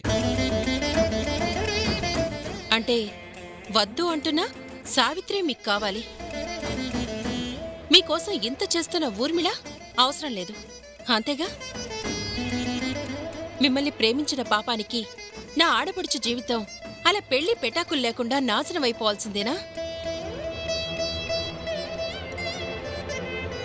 వద్దు అనుకున్న మనిషిని వదిలేసి మీరే కావాలి అని బతుకుతున్న మా ఊర్మిళని చేసుకోవడానికి మీకు బాధేంటండి? రేపు సావిత్రి వెళ్ళిపోతే ఊర్మిళని కాకపోయినా ఎవరో ఒకరిని చేసుకుంటారుగా. మరొకరు అనేవాళ్ళు నా జీవితంలో ఉండరండి.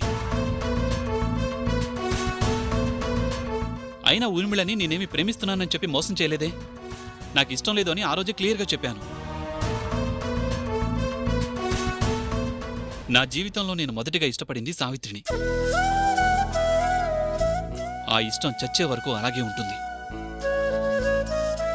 అయినా వదిలేయడానికి సావిత్రి వస్తువు కాదండి, నా ప్రాణం.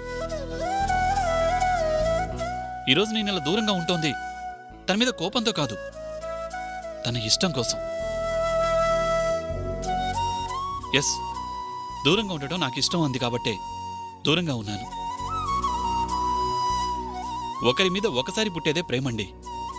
చూసిన ప్రతి వాళ్ళ మీద పుట్టేది ప్రేమవదు, కామం అవుతుంది. సావిత్రి అంటే నాకు ప్రాణం. ఒకవేళ తను నన్ను వద్దు అనుకుని వెళ్ళిపోయినా తన జ్ఞాపకాలతో బతికేస్తాను, కానీ మరొకరితో జీవితం పంచుకోలేను. ఒంటరిగా అలాగే ఉండిపోతాను.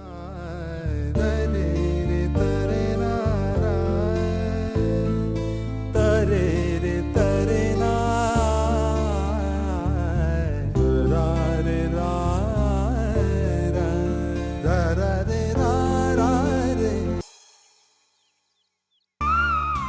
పూజారి గారు, మా వదిన. నమస్కారం అమ్మా. మొన్న నీకు ఇంట్లో వాళ్ళు ఒక అశుభకార్యం చేశారు కదా వదిన. దాని గురించి గుడికి వెళ్ళి పూజారి గారిని అడిగాను. ఒక మనిషి బ్రతికుండగా చనిపోయిందని కర్మకాండలు జరిపించడం మంచిది కాదంట వదిన. అలా చేయడం వల్ల నీకన్నీ అశుభాలే జరుగుతాయంట. అవునమ్మా, లక్షణంగా బతికున్న మనిషికి కర్మకాండలు చేయడం శాస్త్రపరంగా మంచి విషయం కాదు. గుడిలో దేవుడి విగ్రహానికి సైతం ప్రాణప్రతిష్ఠ చేస్తాం. ఎందుకు? ఆ విగ్రహంలో దేవుణ్ణి ఆవాహన చేయడానికి. అదేవిధంగా మనిషికి కూడా ఒక ఆయు ప్రమాణం నిర్ణయించి ఆ దేవుడు ప్రాణప్రతిష్ఠ చేస్తాడు.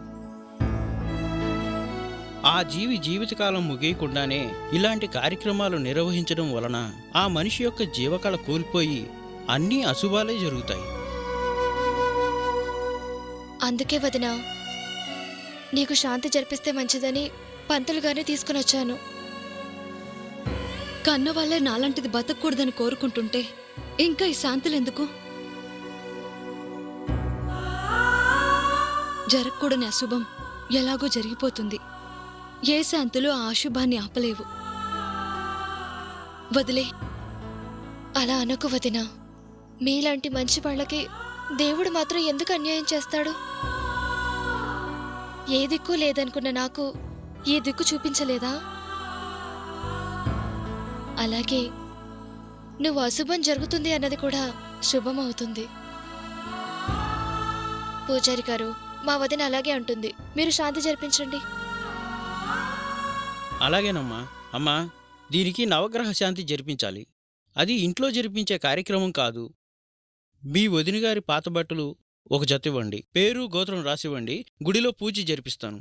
అలాగేనండి.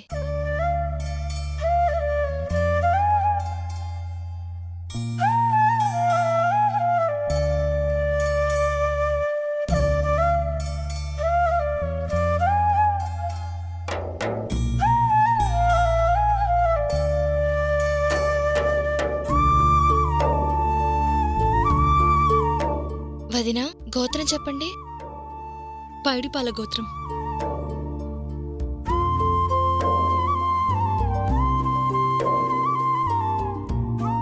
ఉంటానమ్మా. ఉమ్.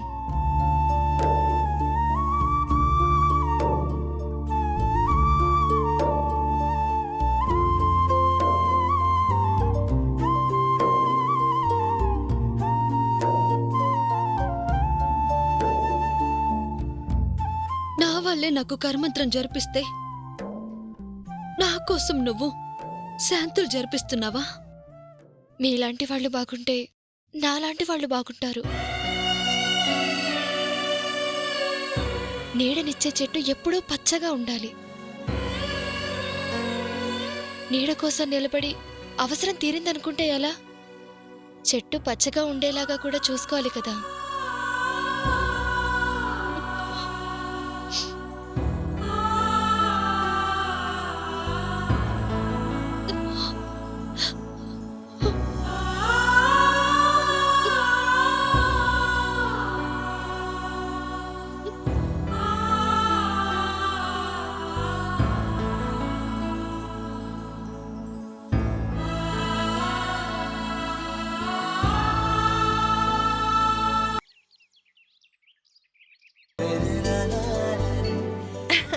ఏంటండి సడన్ గా ఇలా?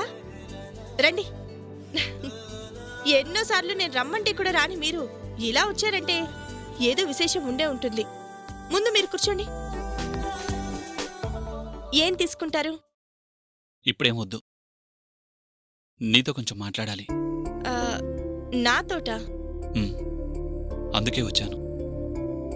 అంత ముఖ్యమైన విషయం అయితే నేనే వచ్చేదాన్ని కదా. కొన్ని విషయాలు నేరుగా వచ్చి మాట్లాడితేనే బాగుంటుంది.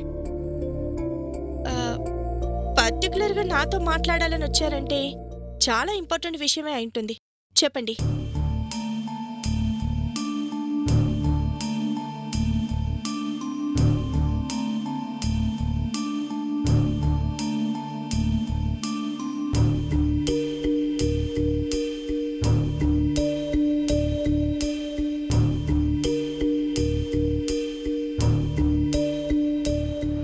నా గురించి నువ్వు ఎంతో ఆలోచిస్తున్నావు. నీ గురించి నేను ఆలోచించటం నా బాధ్యత అనిపించింది.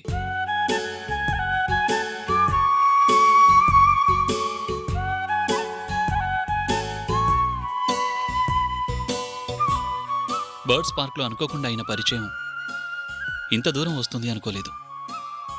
దరిదాపు ఇన్ని నెలల జర్నీలో నువ్వు నా కోసం చాలా చేశావు. అందులో చెడు ఉంది, మంచి ఉంది.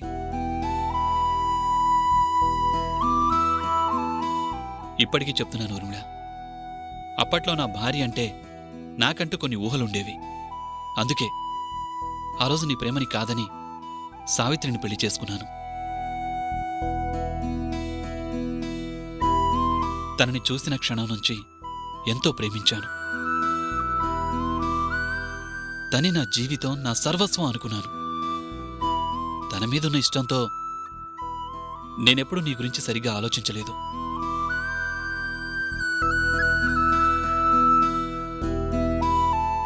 ఈరోజు సావిత్రిని ప్రేమించిన నేను సంతోషంగా లేను. నన్ను ప్రేమించిన పాపానికి నువ్వూ సంతోషంగా లేవు. ఓ గాడ్, సత్య నా రూట్లోకి వచ్చేసినట్టున్నాడు. సరే, నేను ప్రాణం అనుకున్న సావిత్రి నాకు దూరంగా జరిగిపోతోంది. తను మళ్లీ దగ్గరవుతుందన్న ఆశ నాలో చచ్చిపోయింది. సావిత్రిని ఇష్టపడిన నేను సంతోషంగా లేకపోయినా నన్నిష్టపడిన నువ్వైనా సంతోషంగా ఉండాలి.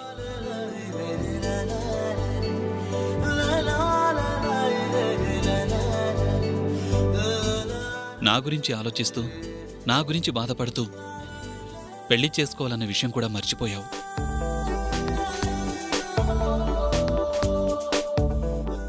నా కోసం నువ్వు నష్టపోయింది చాలు. నువ్వు పెళ్లి చేసుకోకపోవడానికి, నీ లైఫ్ ఇలా అయిపోవడానికి కారణం నేనే అంటున్నారు.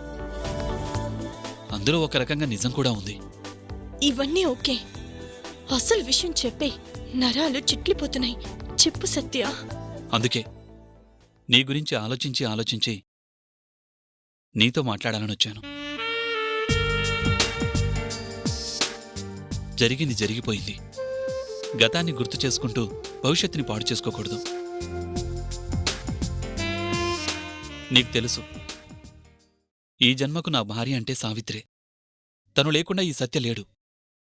అలా అనుకున్న నేనే ఈరోజు సావిత్రి లేకుండా ఉంటున్నాను. అందుకే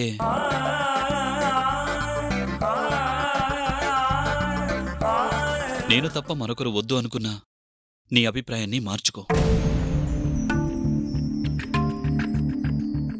నేనంటే ఇష్టం కదా.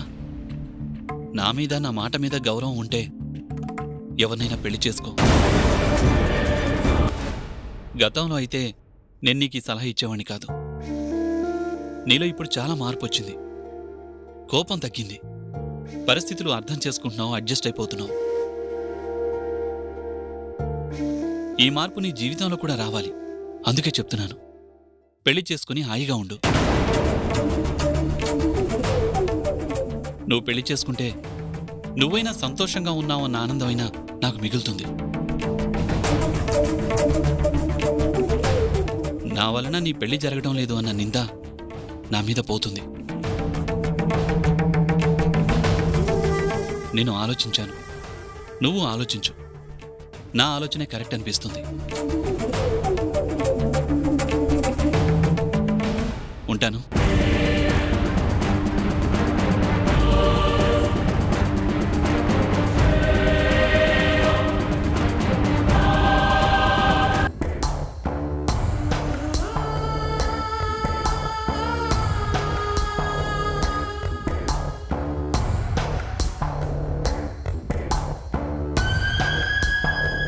Hello brother.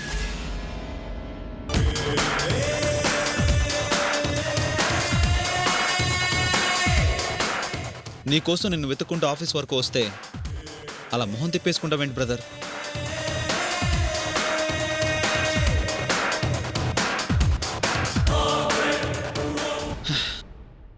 నువ్వు చా అన్నా చీ అన్నా నేను మారిన మాట నిజం బ్రదర్. అందుకే నీ బాధ అర్థం చేసుకుని నీకు 4 మాటలు చెప్పేద్దామని వచ్చాను. సావిత్రి అంటే నీకెంత ప్రేమో నాకు తెలుసు. సావిత్రి నీ ప్రేమను అర్థం చేసుకోవడం లేదని తెలుసు. అయినా తన గురించి నువ్వేం దిగులు పడకు. ఒంటరిగా తను ఎలా ఉంటుందో, ఎన్ని బాధలు పడుతుందో అని నువ్వు సఫర్ అవుతుంటావని నాకు తెలుసు. ఏం వరి అవ్వకు, నేనున్నానుగా, నేను చూసుకుంటాను. ఏంట్రా నువ్వు చూసుకునేది? ఆ? ఏంటి చూసుకునేది? అరే అంత కోపం అయితే ఎలా? పూర్తిగా చెప్పను బ్రదర్. నేను చూసుకుంటాను అంటే తన ఖర్చులు అవి ఉంటాయి కదా, వాటికి ఏ లోటు రాకుండా ఇంతకుముందే సావిత్రికి డబ్బులు ఇచ్చి వచ్చాను. ఏంటి అంత షాక్? ఓ, నువ్వు ఇస్తే కాదని నా దగ్గర ఎలా తీసుకుందానేగా. చెప్పింది బ్రదర్, ఖర్చులకి ఇస్తుంటే వద్దందట కదా అంటుంది బ్రదర్. ఆవేశంలో ఉంది కదా, నువ్వు ఏమిచ్చినా వద్దనే అంటుంది. నీ దగ్గర వద్దని నా దగ్గర ఎందుకు తీసుకుందా అని నీకు అనుమానం రావచ్చు. కారణం ఉంది బ్రదర్. ఆడదాని జీవితంలో మొదటిసారి పరిచయమైన మగాడికి ఓ స్థానం ఉంటుంది. అందుకే వాడు ఏం చేసినా క్షమిస్తుంది, ఏమిచ్చినా తీసుకుంటుంది. అందుకే సావిత్రి జీవితంలోకి మొదటిసారి ఎంటర్ అయిన నాకు, నా తర్వాత ఎంటర్ అయిన నీకు ట్రీట్మెంట్లో చిన్న తేడా ఉంది. తేడా అంటే ట్రీట్మెంట్లోనే బ్రదర్. అలా అని మా మధ్య ఏదో ఉందని ఊహించుకోకు. నిదానంగా జరగాల్సినవన్నీ అవే జరుగుతాయి. నువ్వేం టెన్షన్ పడకు, ఉంటాను బ్రదర్.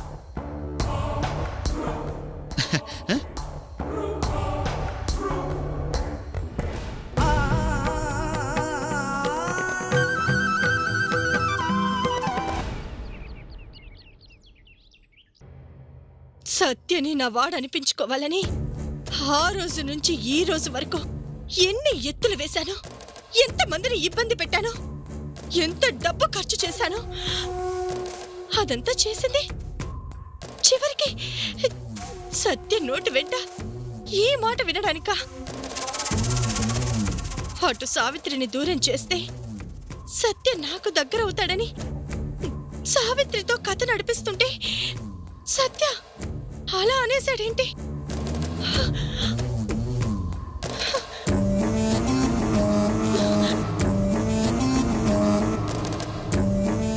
సత్య మనసులోంచి సావిత్రి అంత సులభంగా బయటికి పోయేలా లేదు. ఏం చేయాలి? ఏం చేస్తే సావిత్రి లేకపోయినా నాకు ఊర్మిళ ఉందిగా అని సత్య అనుకుంటాడు.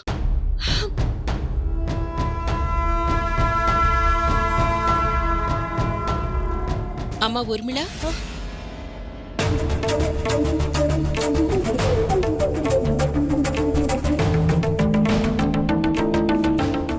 ఏంటదినా? ఏముంది, మీ అన్నయ్య ఏమో నీ బాధ్యత నాకు అప్పగించాడు. పెళ్ళంటే నువ్వేమో ఏం మాట్లాడవు. ఇలా అయితే ఎలాగమ్మా? నేనొచ్చిన పని పూర్తయ్యేదేలా? పనేంటో దినా? అదే మీ అన్నయ్యకిచ్చిన మాట నిలబెట్టుకునేది ఎలా అంటున్నాను. సరే, వదిన్నైనా తల్లినైనా నేనే కదా. నీ పెళ్లి చేయడం మాకిష్టం. పెళ్లి చేసుకోవాలి అన్న ఇష్టం నీకు కలగకపోవడానికి కారణం నీ మనసులో ఒకరు ఉండటమే కదా.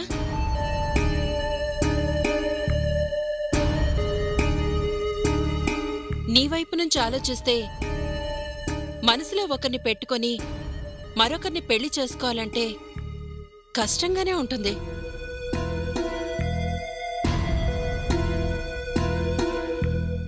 సత్యని మర్చిపోలేకపోతున్నావు కాబట్టి మరొకరితో పెళ్లి అంటే మాట్లాడలేకపోతున్నావు.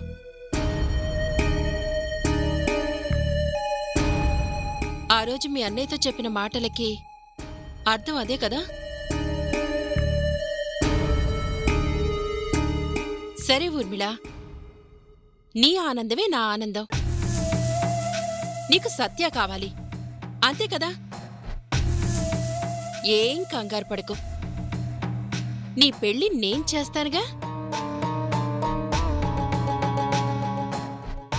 వదినా, నువ్వు మనస్ఫూర్తిగానే ఆ మాట అంటున్నావా?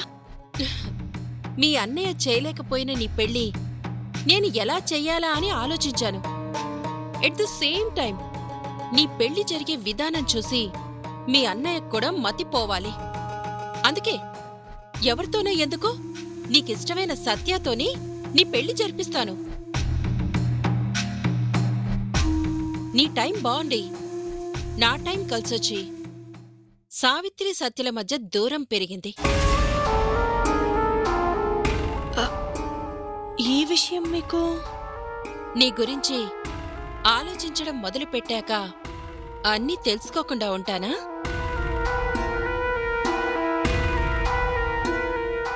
ఇంక వాళ్ళిద్దరూ కలవడం అనేది ఈ జన్మకి జరగదు.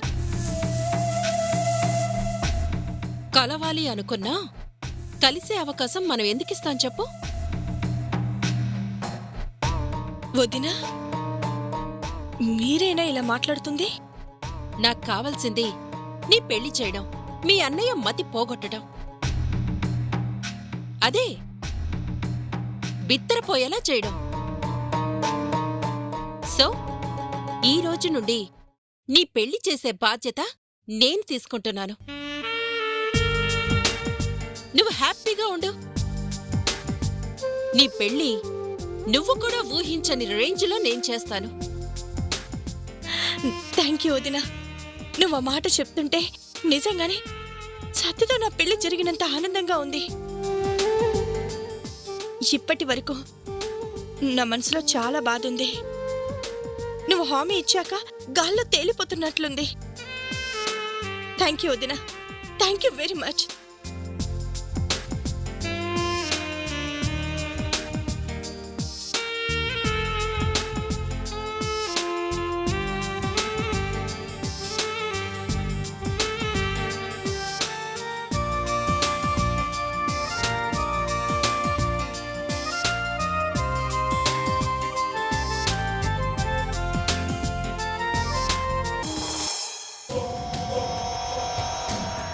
పక్క వాళ్ల కాపురం కూలుతుంది అంటే ఎంత ఆనందమే నీకు.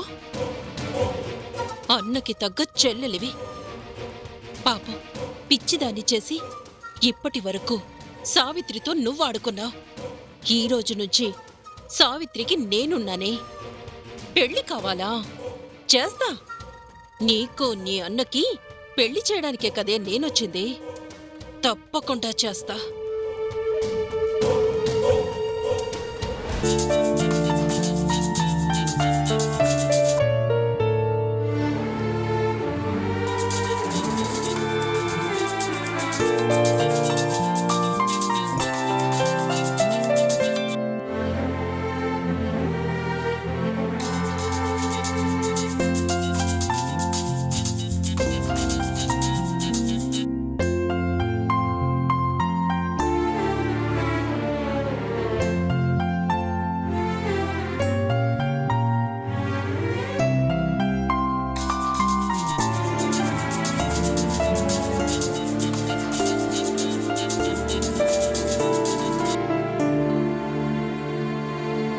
ఇదేంటి ఫోన్ లిఫ్ట్ చేయటం లేదు?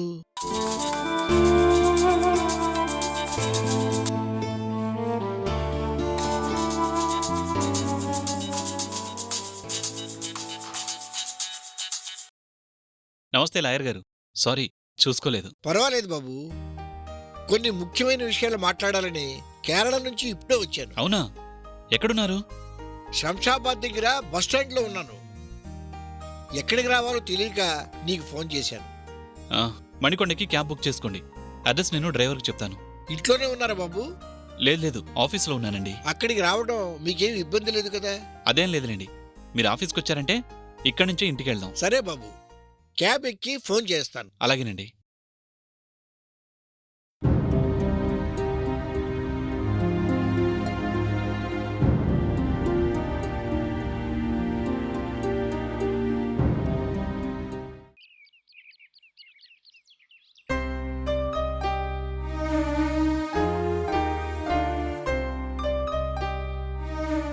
మహాలక్ష్మి, మహాలక్ష్మి,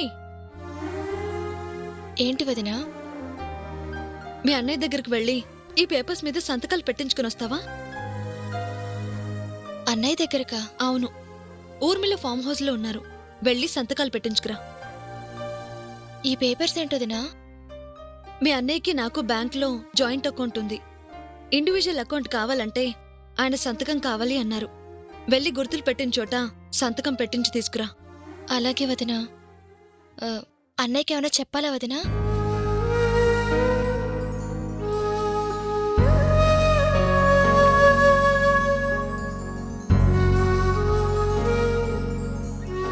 ఈ పేపర్స్ మీద సంతకం పెట్టించుకుని రమ్మందని చెప్పు.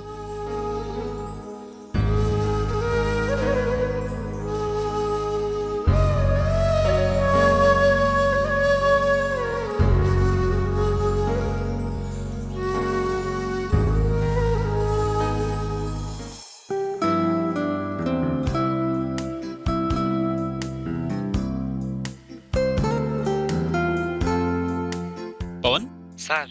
నా గురించి ఒక పెద్ద ఆయన వస్తారు. ఆయన తీసుకున్న నా క్యాబిన్కి రా. అలాగే సార్.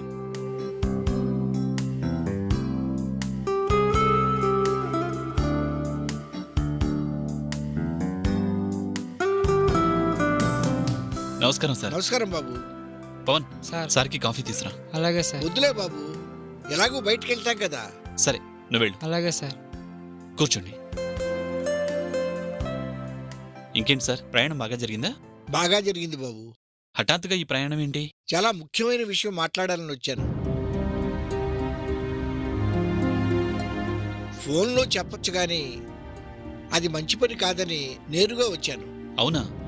సరే చెప్పండి, ఏ విషయం? ఆ రుద్రకి జమీందారు గారికి వారసుడు ఉన్నాడని తెలిసిపోయింది బాబు.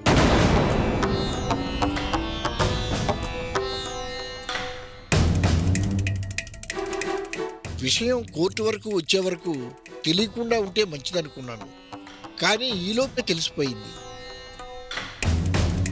వాళ్ళకి ఎలా తెలిసింది లాయర్ గారు? జమీందారు గారికి వారసుడు ఉన్నాడని కోర్టులో రిట్ వేశాను కదా. కోర్టులో అతని మనుషులెవరో అతనికి చేరవేశారు.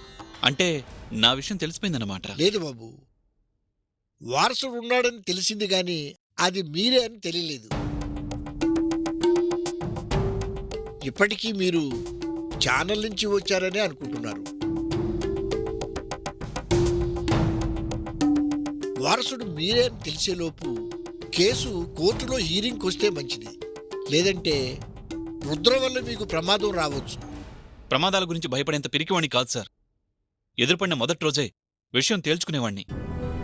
నా చెల్లెల గురించి తెలియకుండా తొందరపడకూడదని ఆగాను. రక్తంలోనే రాజస్వం ఉన్నప్పుడు భయం ఎందుకు ఉంటుందిలే బాబు.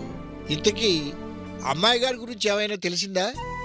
లేదండి, ఎక్కడుందో ఏంటో ఏం తెలియడం లేదు.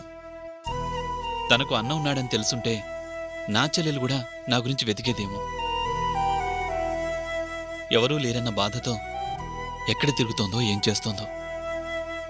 నా తోడబుట్టిన చెల్లెలుందని తెలిసి ఏం చేయలేకపోతున్నాను. కనీసం నా చెల్లెలి ఫోటో అయినా దొరకదా సార్? ఆ విషయంలో మీ మేనమామ చాలా జాగ్రత్తలు తీసుకున్నాడు బాబు. మీ నాన్నగారు చనిపోయాక ఆ జమీన్ రుద్రదే అన్న భావన జనంలో తీసుకొచ్చాడు. వారసుల గురించి చర్చ వస్తే అది తన అధికారాన్ని దూరం చేస్తుందని అమ్మాయి గారి గురించి ఎలాంటి సమాచారం బయటికి రాకుండా జాగ్రత్త పడ్డాడు. నేనైనా అమ్మాయి గారిని 1కి 4 సార్లు చూశాను కాబట్టి అమ్మాయి గారిని చూస్తే గుర్తుపట్టగలను. ఆస్తి కోసం మా అమ్మ నన్ను చంపాడు. ఈరోజు నా చెల్లెలు ఏమైందో తెలియకుండా చేశాడు. ఇప్పుడు నా కోసం మీరింత చేస్తున్నారు కాబట్టి తను మీకు హాని కలిగించొచ్చు. ఇక్కడికొచ్చి మంచి పని చేశారు. చస్తానన్న భయం లేదు గాని చనిపోయే లోపు జమీందారు గారు నన్ను నమ్మి ఆయన ఆస్తి విషయాలు నాకు అప్పగించినందుకు ఆయన వారసుల చేతిలో ఆ ఆస్తిని పెట్టగలిగితే చాలు. మీలాంటి వారు ఉన్నారు కాబట్టే ఇంకా న్యాయం, ధర్మం బతికున్నాయి. ధర్మంతో కలిసి బతికాం. ఆయన పోయినా ఆయన చూపించిన దారిలోనే బ్రతుకుతున్నాం. సరే, ఆఫీసులో ఎందుకు, ఫామ్ హౌస్కి వెళ్ళి మాట్లాడుకుందాం. అలాగే బాబు.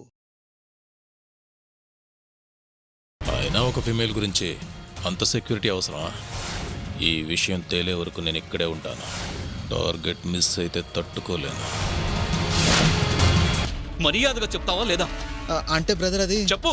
జాయింట్గా ఉన్న అకౌంట్లో నుంచి నిన్ను తీసేసి మా ఇద్దరి పేరు మీద జాయింట్ అకౌంట్ ఓపెన్ చేయమని చెప్పింది. సత్య మా ఊర్మిళని పెళ్లి చేసుకోబోతున్నాడు.